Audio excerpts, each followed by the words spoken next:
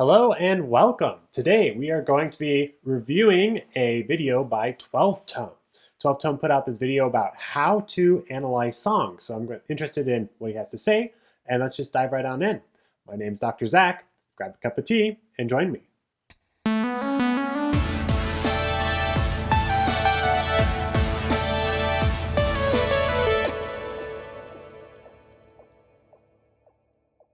To 12-Tone, if you're a regular viewer of the channel, there's a good chance you first found out about us through our song analysis videos like the ones about Comfortably Numb or Africa. Those videos are a lot of fun to make and they can get pretty complicated, but my goal with them isn't just to show off how smart I am. Or at least that's not my only goal. I'm also trying to show how song analysis works, or at least how I like to do it, because really, it's not that hard. So today I thought I'd pull back the curtain and talk a bit about my process so you can apply it to whatever songs you want instead of waiting for me to get around to them.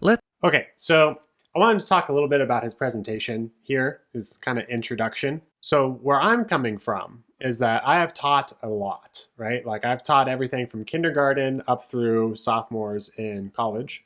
I've also tutored fellow students in graduate theory courses, and I've helped students with analysis for their dissertations. I also have a music theory pedagogy certificate, which means that I was studying how to teach music theory. So let's talk a little bit about his presentation here because it's a little odd. Like, for example, he starts off by saying oh, well, I don't make these videos just to show how smart I am. And, it's kind of a joke, but then he backs it up by saying, well, maybe that's not the only reason, as if he's kind of serious. That's a weird purpose for making videos. I think this is just a joke, but to me, it did not come off very well, especially since just generally it's better not to think of yourself as smart. It's better to think of what you've done creates a success that you have. I remember when I was an education major reading about students who have awareness drawn to their actions as a means for success versus students who are just told, oh, you were successful because you're smart. The first group usually did better long term. Now, complimenting someone and saying they're smart still, I think, is a nice thing to do, and isn't like we should just forget using the word smart altogether. But it's kind of, I think, strange that he uses it here, almost like he's like, oh, well, I make these videos to show how smart I am. It's like, that's a little strange. And then also he follows this up by saying, oh, well, analyzing music's actually really easy. And I'm sitting here going, if you were brand new to analysis and you saw a how to analyze songs video, you might think that, you're going to get a really helpful breakdown. And that's what he could have done here. He could have been like, so this video will talk about a few things to make analysis easier. Or, here are some tips and tricks to help you with your analysis. But just to kind of have this blanket oh, analysis is easy, I don't think is really helpful. And it might be comforting to some who think, oh, it's so hard. And he's saying it's easy. Oh, it's easy. Okay, well, show me. But I think to others, it also could come across as very disheartening, like something that you've really struggled with for a long time. And then he's like, oh, and it's easy. You might feel like, oh, something's wrong with me if I'm struggling so much and I can't get this. Again, this is kind of what you have to think about when you're making a presentation as a teacher with a platform that has 550,000, I think, subscribers. You're going to get a lot of different people listening to what you have to say. So you should try to consider all the different ways that your information can be interpreted. So anyways, just kind of a strange introduction, I think, but let's keep on going. Let's start with the obvious stuff. We'll call these step 0. The first thing you need is a song to analyze. It can be any song you want, but you're gonna be listening to it a lot over the course of this journey, so I'd recommend picking one you actually enjoy. Speaking of journeys, for this video I'll be looking at Don't Stop Believin'. The other thing you'll need is an accurate transcription. You can't explain what they're doing unless you know what they're doing. You can work this out yourself if your ears are good enough, but to save time I usually just Google it. It's worth keeping in mind though that most online transcriptions are wrong, so to double check it, I like to play the written notes along with the original track and listen for areas where it doesn't sound right. For Don't Stop Believin' though, this part is fairly simple. We'll stick to the verse, which just loops these 4 chords forever. Okay, so he has great advice here. This is all very good. Go find a transcription.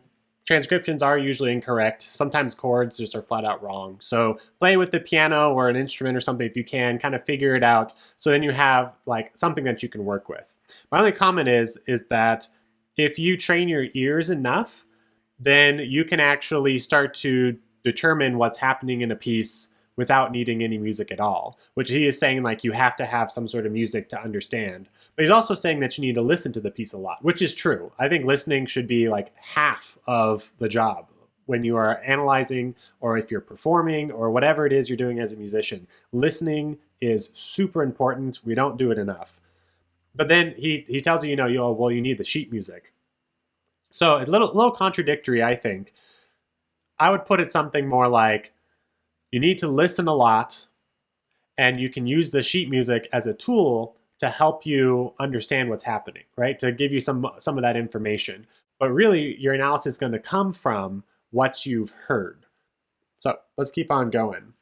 Either way, the first real step is to find the key. This is the central point from which the rest of the song grows, so if you start with the wrong root, you're going to wind up with a completely different and probably not very coherent analysis. For example, I think the biggest mistake I've published so far is probably from the Hurt video where I analyzed the pre-chorus in A instead of D. I still think my analysis is valid, but is it the best explanation for what's happening? Probably not, and it's all because I got the key wrong. Now, it's true that not all songs actually have a key, but I tend to focus on popular music, so while there's no guarantee, it's a pretty safe bet. If you know what you're looking for, you can probably find that key just by reading your transcription, but I don't tend to trust those. There's no replacement for actually listening to the song, so put on some headphones and try to figure out which sections feel the most resolved. The melody can be a huge help here. It's the most prominent part of the song, so if something feels like the root there, it probably is. For instance, if we listen to Don't Stop Believin', the line "Midnight Train Goin' Anywhere" sounds like it ends with a big ol' resolution, and we can check our transcription and see that those last couple notes are F sharp, G sharp, and E, which means we're probably in the key of E major. Okay, so he's mentioning that you can use your transcription to help, but you really should listen, because the key signature that you're given doesn't always mean that's the key you're in, okay? So that's one reason why you should listen and then try to sing the home note. Bum, ba, da, da, da, da, da, da, da, dum, ba, dum. Bum. There's our home note, right? Bum. And if you were listening along, you would note that that's the E there. I might not have sang the E just because of range considerations, but we ended up as E as kind of that home note where we feel like we've arrived, this is our tonic. So singing can be a really useful way to help you find that home note, because the key signature sometimes lies, as it were. Do some quick Roman numeral analysis. This is just taking the chords and marking out where they fall in the key, so in Don't Stop Believing, we start on the 1 chord, go to the 5, then 6 minor, then finally 4. This lets us abstract away the specific key the song was recorded in and helps tease out the underlying structures of the harmony, and if you've taken an intro-level theory course, this is probably where you stopped. Your teacher hands you a progression, tells you to analyze it, you put in the Roman numerals, and bam, you're done. But here's the thing. This isn't analysis. This is labeling. We've got the what nailed down, but the point of analysis is to get us to the why. In order to actually analyze structure, though, we need to pick a harmonic model. That is, we need to decide which set of rules we're going to assume the music was written with. This isn't meant to be restrictive. If our model can't explain something, we can just switch to a different one, but there's lots of different approaches to music, and we've got to start somewhere. We've covered lots of different harmonic models in the past, and which one you start with is kind of arbitrary, but my first instinct is usually functional harmony. Okay. So a couple of notes here. He uses Roman numerals to explain the chords, which is fine. They work best when you are working within that functional harmony framework that he has highlighted there at the bottom.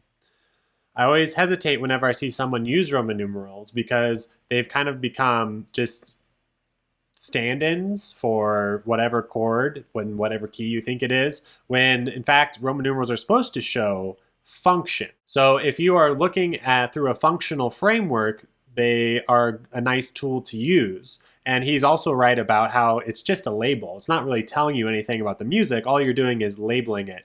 The same way that you would put like a chord symbol down, right? You're saying this is an E chord, B chord, C sharp minor, A chord. Like all you're doing is labeling the chord at this point. So let's see how he uses these Roman numerals.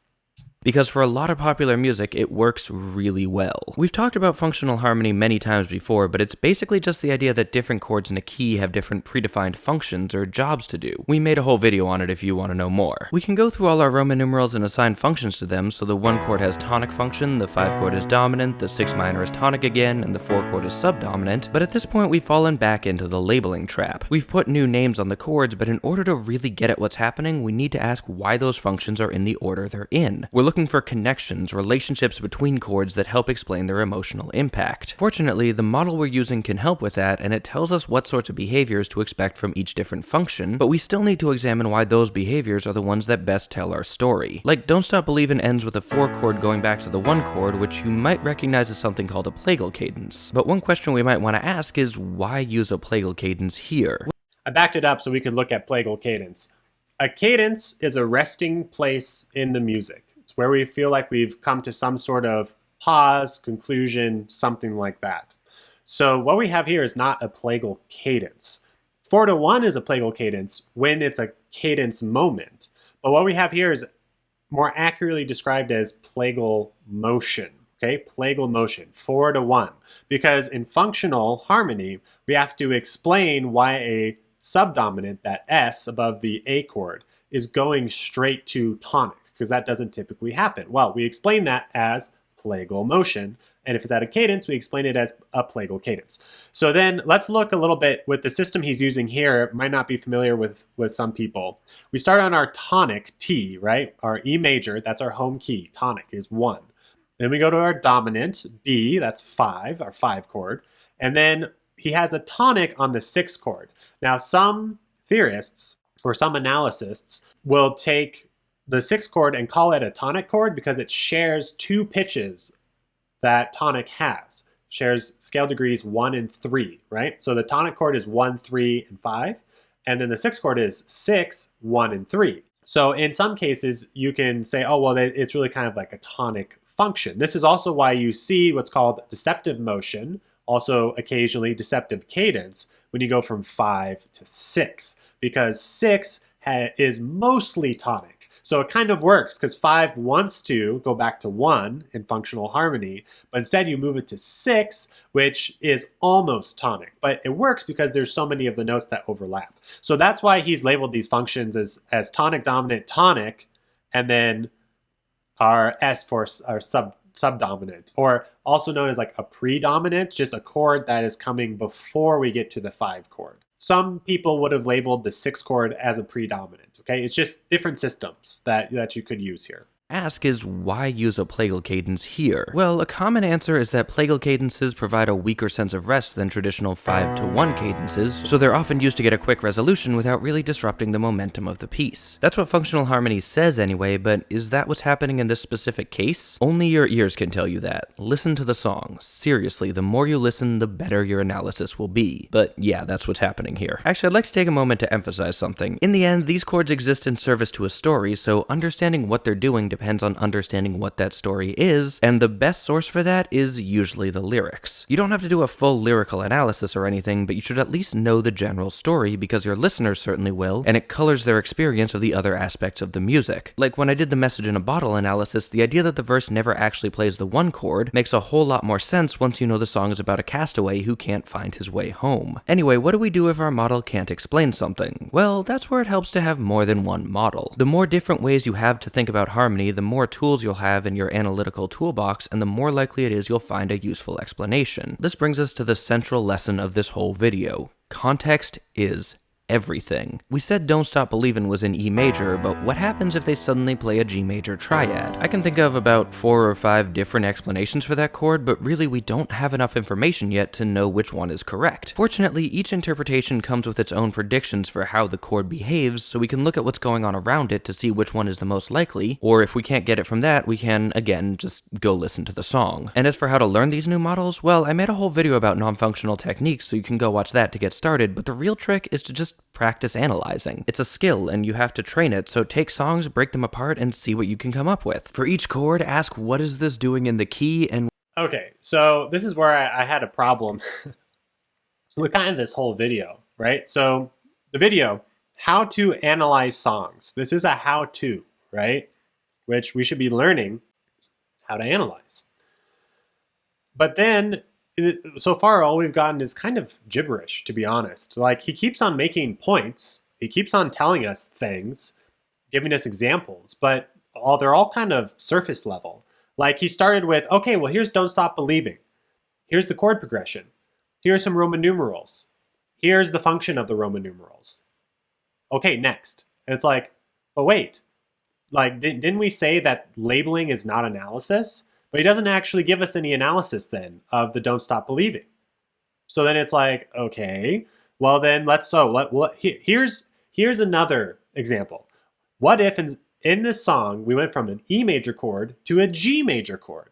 Ooh, okay, that sounds interesting. Tell me more, 12-tone. So then he says, well, there are different ways you can explain this, and if you want to know, go check out my other video. So then when you want to analyze, you need to practice. And it's like, but how am I supposed to analyze? What am I analyzing?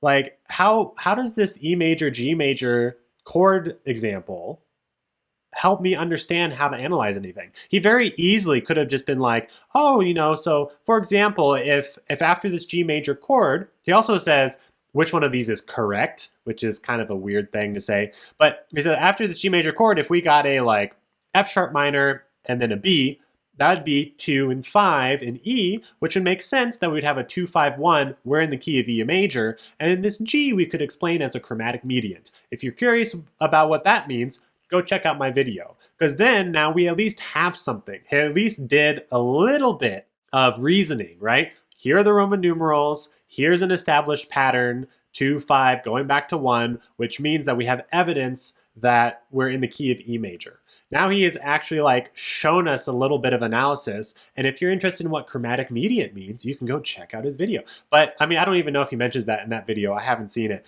So he could have given a little bit more in pretty much all these examples because he hasn't really taught us anything about how to analyze. And then he's telling us to go and analyze.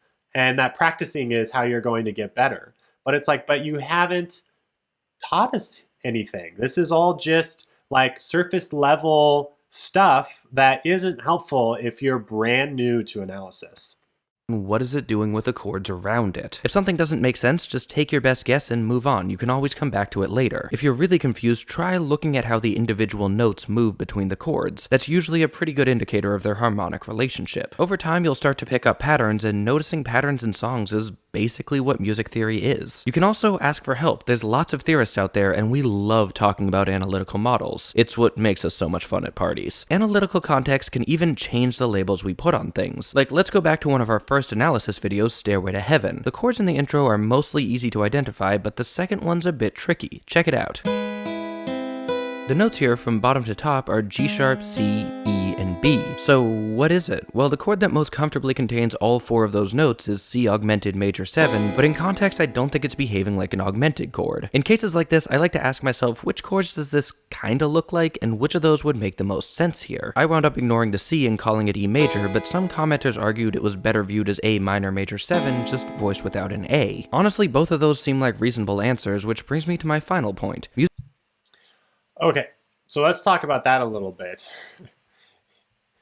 This is kind of just confirming my point from before. So he wrote out this bit from Stairway to Heaven.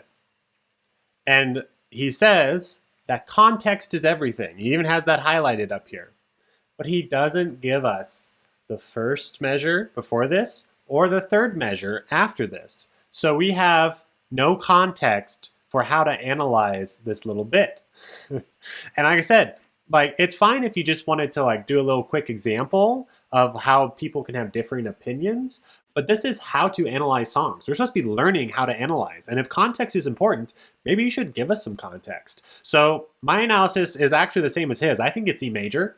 And the reason is in the previous measure, in the first measure before this, we have a C in that's part of the chord tone. And then we have a C in this one, which isn't part of E major. So that'd be our non-chord tone or non-harmonic tone. And then in the next measure, we have a C again, which is part of that chord. So when you have this consistent pitch across multiple measures, and you can call that a pedal tone, okay? So we can explain that as, oh, okay, it's just holding through. It's not actually part of the E major chord because it's a pedal tone that goes through. That is, showing you the context, giving a name to it. He just says he like ignores it, but I'm giving you a reason why you can quote unquote ignore it is because you sat there and circled it and said, well, this is a pedal tone. You've explained its purpose there. For the people who think this is an A minor major 7 without the root, that is just a little too kind of big brain, if you ask me. We're really trying to look for the simplest explanation, right? As analysts, we want to explain the music as simply and clearly as possible. I think saying this is an E major chord with a C non-harmonic tone that carries through the measures, that is pretty simple. To try and argue that we have an A minor major 7, but without the root, which is one of the most important notes in the chord, it's possible, but nonetheless, you have to have very specific kind of circumstances to have a strong argument that way. So I'm not sure why people would think that it's a A minor major 7, because also that chord isn't very common. But like he said, it is a possible analysis, but in our world of analyzing, there are usually like kind of more correct ways of thinking about it. And in my opinion, I think the more correct way is E major with a C non-harmonic tone. Ignoring the C and calling it E major, but some commenters argued it was better viewed as A minor major 7, just voiced without an A. Honestly, both of those seem like reasonable answers, which brings me to my final point. Music theory isn't Sudoku. There can be more than one right answer. Analysis isn't just trying to score all the points by putting the right labels on the things, it's about exploring and explaining the fundamentally subjective experience of listening to a piece of music. When I analyze a song, I may say things you disagree with, and that's great. That means you're thinking about the music at a deep enough level to know when something I say feels wrong to you, and I'm always interested in hearing alternate theories about the songs I analyze. But just because one of us is right doesn't mean the other one's wrong. That's not how music works. If you're interested... Okay, and then the rest is an ad. So he's right. It's kind of like I was saying. There is more than one way that you can look at a piece of music and interpret it. Performance or theory or anything else, right? So it is good to have these discussions. But as I mentioned before, there's usually a more correct way of looking at it. And again, I put that in quotes because what does more correct really mean? That more people hear it that way? Is that the only reason it makes it more correct? Not necessarily. So this is really where you kind of start to get into a gray area. If I think you can explain something simply within the like framework that you're using, that is usually the best answer. If you are doing something like A minor major 7, then I would want to ask some more questions about why you really hear it that way. And, who knows, like that could be a nice conversation for us to have. So that's the end of the video. Let's go on to the wrap up. Overall, I think the video didn't accomplish its goal of teaching us how to analyze for the reasons I mentioned. He recommends his videos about, all these different topics. But besides that, like we really didn't learn very much. And if you've been watching his videos and taking notes on his topics and this sort of thing, you might be able to start to like synthesize all of those things together, look at a piece of music and be able to start analyzing. And that's great. But like he said, he's like, oh, it's easy. I'm telling you, I think analyzing a piece of music is harder than putting together a piece of IKEA furniture, okay? Let that one sink in. It's harder than building an IKEA furniture because you have all these different potential methods, especially with popular songs, which are borrowing from potentially anywhere, everywhere and anywhere. And you have to try to synthesize all that information into an analysis that makes sense. Now that's a lot. I don't think it's necessarily easy. It can get easier the more you do it and the more you learn about different methods and things, but it's not necessarily easy right off the bat. So if that's where you're at, like just keep on trying to learn what's possible, look at some analysis, get the music yourself and come to a conclusion about something and then watch something like a 12-tone video on the analysis and see where you differ from each other. And then like that can be one way that you can start learning. So I hope you enjoyed today's video. Please remember to like and subscribe. I also have a Patreon now if you would like to support me that way. But look, I appreciate all of your support and we'll see you next time.